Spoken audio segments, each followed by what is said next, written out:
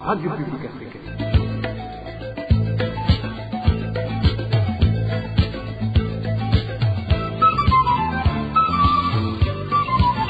Radio Publique Africaine.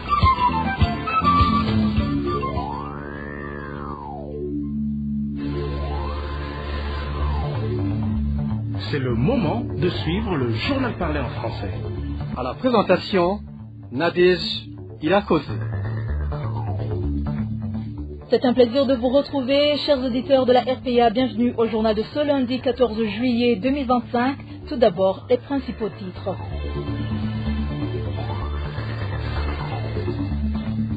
L'organisation APRODH interpelle le gouvernement à des réformes profondes pour mettre un terme aux détentions arbitraires, un phénomène devenu monnaie courante au Burundi qui fait augmenter la surpopulation carcérale.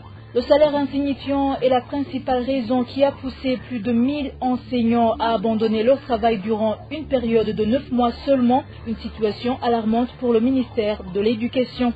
L'organisation CDH Vicar appelle les organisations humanitaires à ne pas oublier de venir en aide aux réfugiés burundais vivant dans les camps de Lusenda et Murongwe en République démocratique du Congo. En effet, depuis décembre 2024, ces réfugiés ne reçoivent plus d'aide humanitaire suite à la guerre qui sévit à l'est de ce pays. Voilà pour le sommaire. Dans un instant, le développement de cette édition.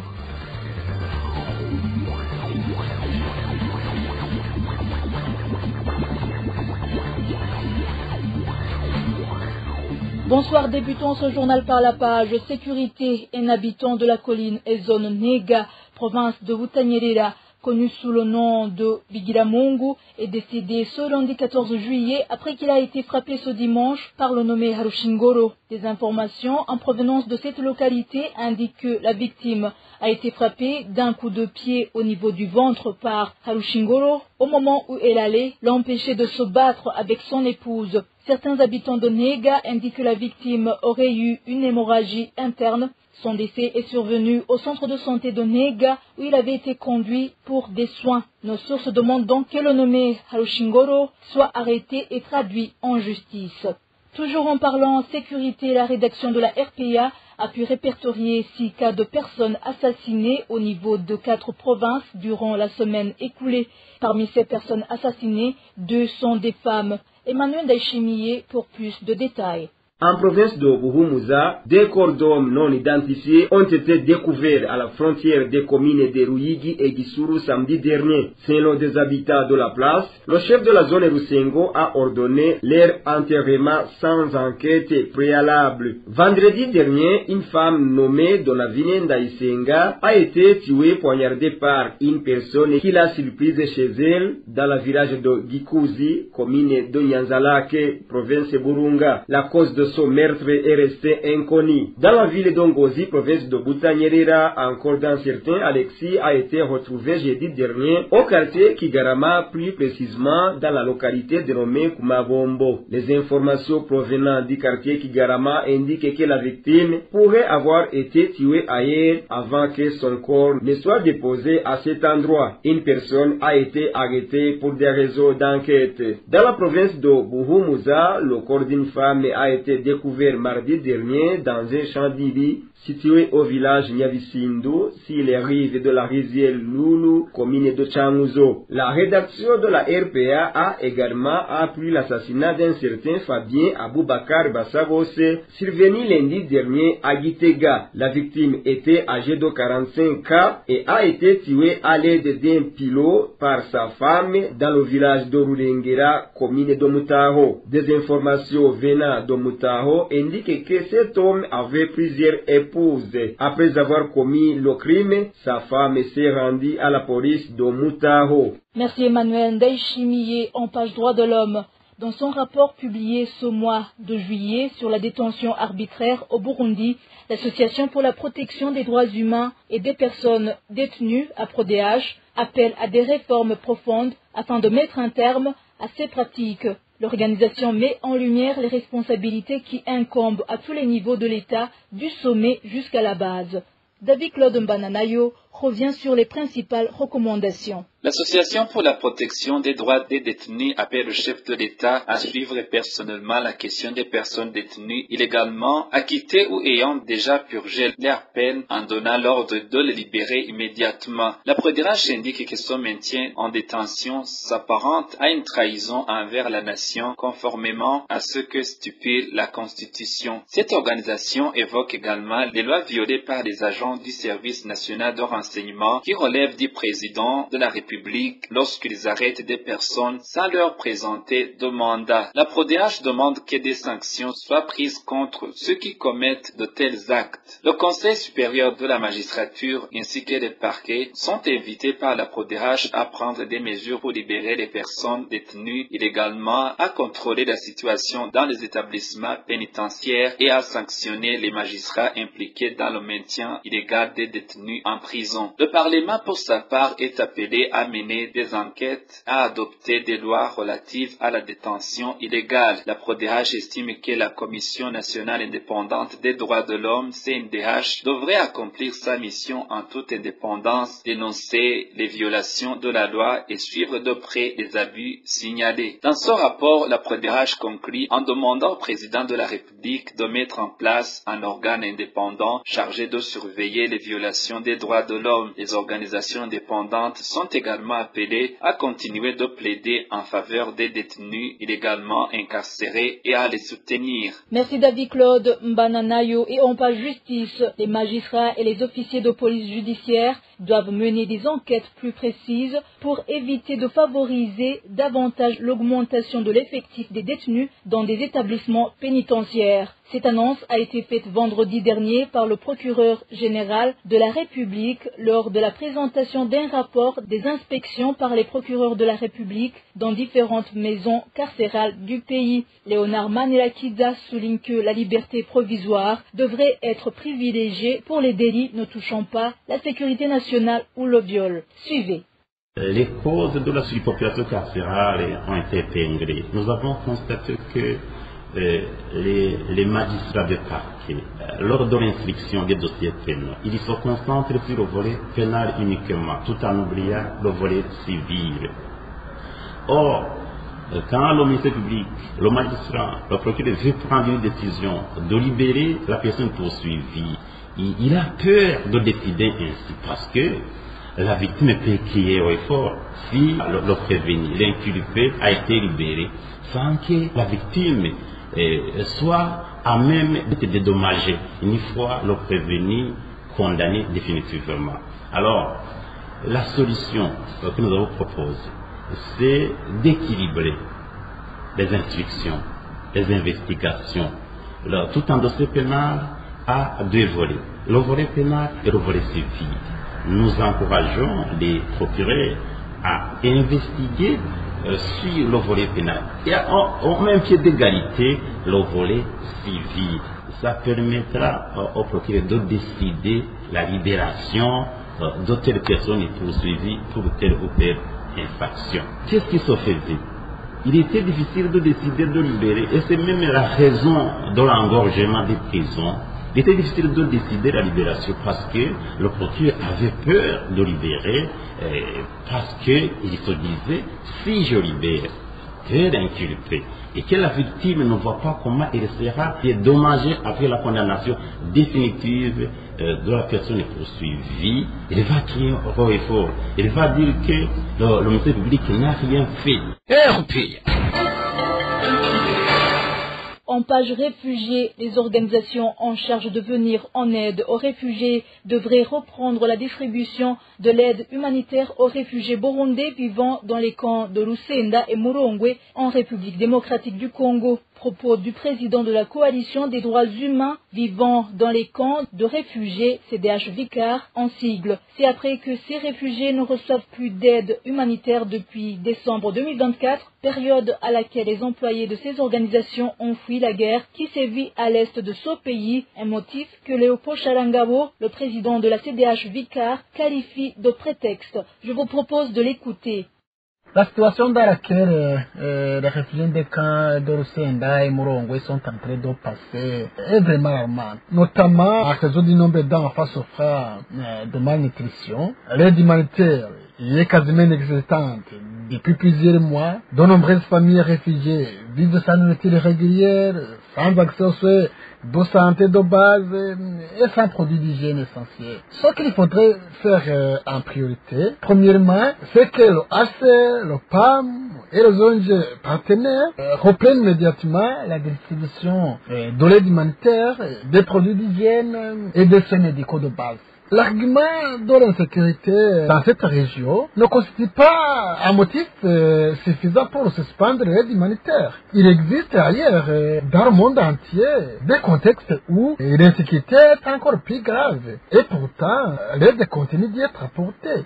Il est donc inacceptable que les réfugiés de Rusenda et Murongwe soient abandonnés sous prétexte de menaces sécuritaires. En deuxième lieu, il est impératif d'envisager le transfert de ces réfugiés vers des pays tiers où leur sécurité et leur dignité pourraient être garanties. Le maintien prolongé des réfugiés dans des zones instables, sans protection adéquate, va à l'encontre des principes fondamentaux du droit international humanitaire. Il est temps vraiment que la communauté internationale agisse avec responsabilité et humanité pour mettre fin à cette crise humanitaire silencieuse. C'était Léopold Chalangabo, le président de la CDH Vicar. En page gouvernance, le retard de la campagne d'achat du maïs serait dû à un problème de fond. Et pour cause, les caisses de la NAGESA sont vides et le ministère de l'Agriculture serait en train de faire tout son possible pour emprunter un montant conséquent dans d'autres secteurs afin de pouvoir acheter cette récolte de la population. Les détails avec Josiane Mozaneza. Nous avons sorti un communiqué à travers lequel nous annoncions le début de campagne d'achat du maïs. Malheureusement, on a constaté qu'il y avait encore un obstacle, même si ce dernier était minime. Cette déclaration du ministre Prosper Dodico date du 25 juin cette année. Ce jour-là, il s'expliquait devant la Chambre basse du Parlement sur le retard de cette campagne, un retard que le ministre de l'Agriculture a justifié comme suit. Les journaliers qui nous aident dans ce travail ont exigé plus d'argent. Et dans la réunion d'hier, on s'est entendu sur le montant qu'ils allaient désormais toucher. On s'est alors convenu que dès demain, ils allaient se remettre au travail et commencer à réceptionner le maïs.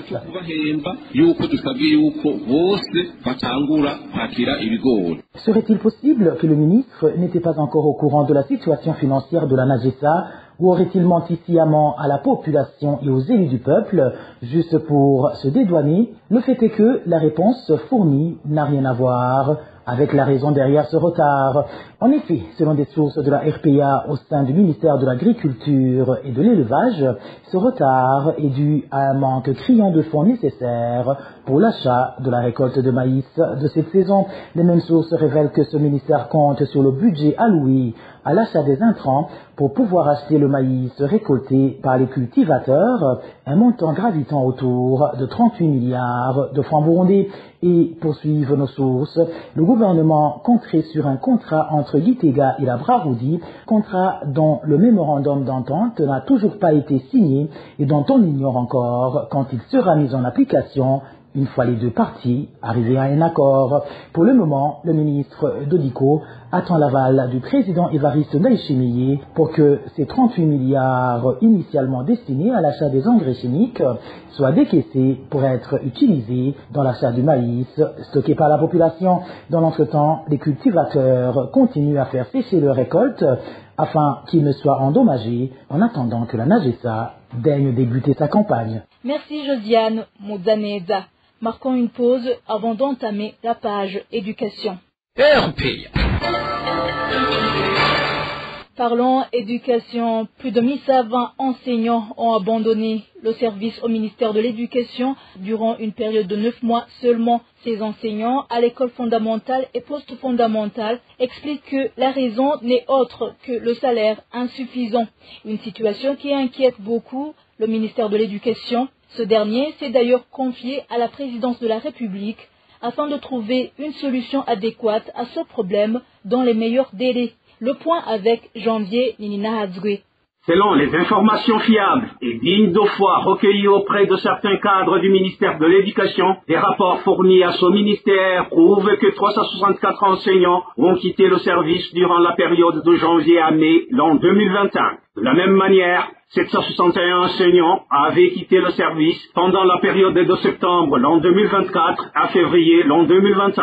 Selon ces infos, tous ces éducateurs relèvent de l'enseignement fondamental et post-fondamental. La majorité d'entre eux dit que la principale raison est le maigre salaire. Les mêmes sources indiquent que ces enseignants seront de chercher du boulot dans les pays arabes comme les Émirats arabes unis, l'Arabie saoudite ou encore dans les pays de la sous-région comme le Kenya. Certains cadres du ministère de l'Éducation ont encore révélé à la RPIA qu'en date du 10 juin 2025, le ministre de l'Éducation nationale et de la Recherche scientifique François Habyalimana s'est adressé au chef de cabinet civil du président de la République, lui signifiant qu'il est préoccupé par un départ inquiétant d'enseignants qui abandonnent le service, perturbant ainsi le bon déroulement des enseignements. Des départs dont les profils sont difficilement remplaçables, surtout dans l'enseignement technique. À cet effet, le ministre en charge de l'Éducation avait demandé une dérogation spéciale pour garder certains enseignants de l'ETSA et de l'ETP de la province d'Itega qui avaient atteint l'âge de la retraite mais qui sont toujours en forme. Le ministre François Habyalimana a en outre précisé au chef de cabinet civil que ce phénomène de fuite des cerveaux se manifestait également dans les universités publiques. À ce niveau aussi, les profils des départs sont difficilement trouvables. Ceux recrutés rejettent l'offre suite à un salaire qui ne leur convient pas, a déploré le ministre selon toujours nos sources. En tout état de cause, le ministre de l'Éducation nationale et de la Recherche scientifique a interpellé la présidence de la République de mettre en œuvre une nouvelle politique salariale dans les universités publiques dans le but ultime de couper court avec cette fuite des cerveaux à impact regrettable sur le développement du pays. Janvier, Ninina Hadoué, page sport pour clôturer ce journal. Le 5e match de la finale des playoffs au basketball a été remporté ce dimanche par l'équipe Urunani qui s'est imposée devant l'équipe Dynamo par 82 points à 80. Avec 3 victoires contre 2 de Dynamo, la formation d'Urunani a marqué un grand pas vers la qualification à Road to Ball. Reportage signé Désiré Hatungimana.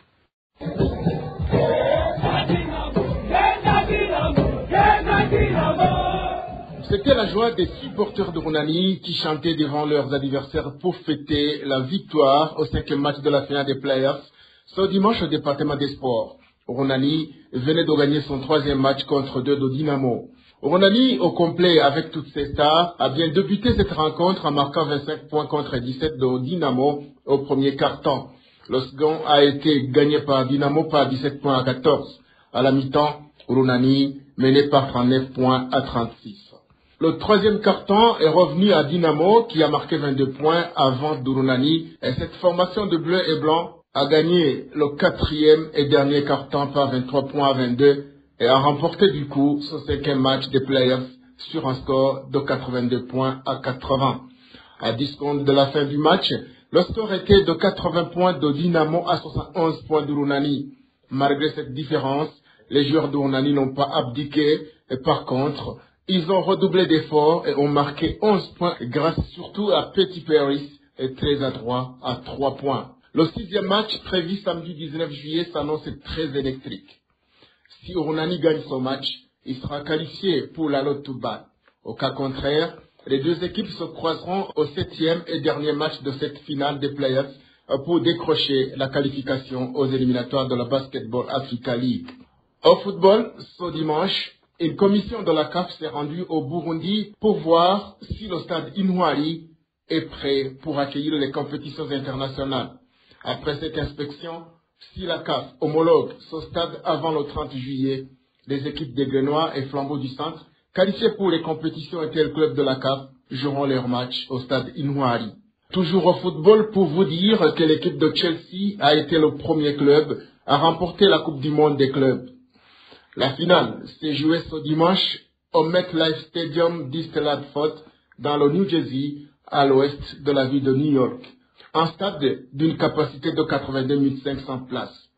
Cette équipe de Londres a battu facilement le PSG champion d'Europe par 3 buts à 0 avec un doublé de Cole Palmer, devant le président américain Donald Trump. Chelsea a remporté au total près de 125 millions d'euros lors de cette compétition. Merci Désiré Hatungimana. Et voilà, chers auditeurs, c'est ici que nous mettons un point final au journal de ce lundi 14 juillet 2025. Merci de nous avoir suivis. Merci également à tous mes collègues pour le travail accompli. Excellente semaine à tous.